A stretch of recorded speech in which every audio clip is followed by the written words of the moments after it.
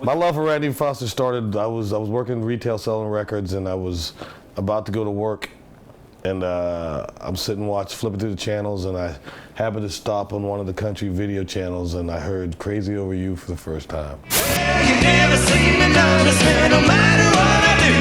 Everybody in town knows I'm crazy over you. It was a light bulb just went on my head, and I ran to work. I mean, I went to work an hour and a half early. I just got up, and I put on my clothes, and I ran to work, and I asked if we had this Foster & Lloyd record, and we did, and I opened it up, and my love for Radney Foster has never waned since I opened that record. That's Foster & Lloyd, Crazy Over You. In Del Rio, Texas, there were two things that were so important to me musically. And, you know, we just had a little 1 a.m. radio station when I was a kid growing up. They played everything. I mean, it was technically a top 40 station, but that was back when Buck Owens would be played right next to the Beatles on top 40, right next to Frank Sinatra. After everything went dark, they were playing country music to keep the truckers awake. With the little transistor in my ear hiding under the covers, man, I was hearing Waylon Jennings and Ray Price and just all that stuff. If it had a beat and it would keep a trucker awake, man, that's what they wanted. I was born the running kind, leaving always on my mind. Home was never home to me at any time.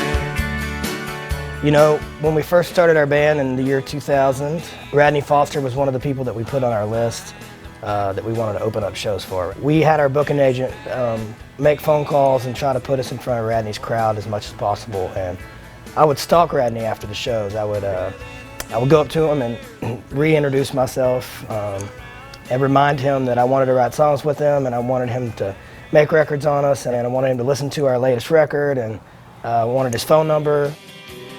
Just like Texas in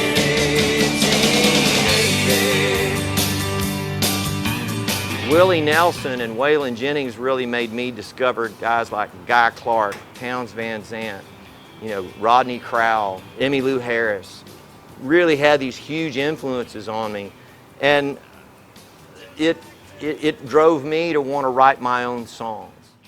99% of the reason I sing country music today is because of Del Rio, Texas, 1959. Just call me lonesome, heartbroken and some. My name is Wade Bowen, and I am a longtime fan of Radney Foster. I'm very proud to admit that. For a guy that is a hero, it's very rare to get this kind of love or that kind of, actually to get that close to your heroes and become that good of friends with them. It's very rare in this business. So I've been very lucky for that. I think Radney is obviously one of the most stand-up guys there is in the business and one of the most talented. But I just love his camaraderie, the way he just carries himself, the way he talks about music, the way his passion for his songwriting, his passion for his playing. It just bleeds out of him, and it really takes over when you're around him. Every time you leave me, I swear I'm moving on. Get myself a real job and a love won't do me wrong.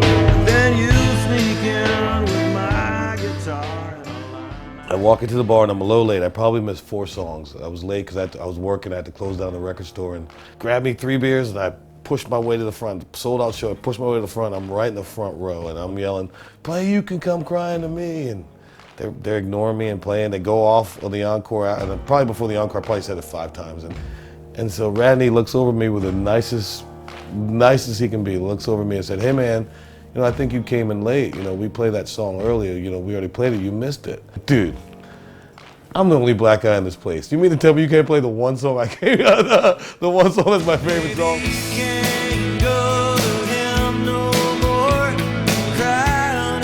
Radney kind of taught me that, you know, to stay in this business, to have longevity in this business, you have to work at it. And, you know, the harder you work, the better you get at it. If you're a true artist, you're always growing.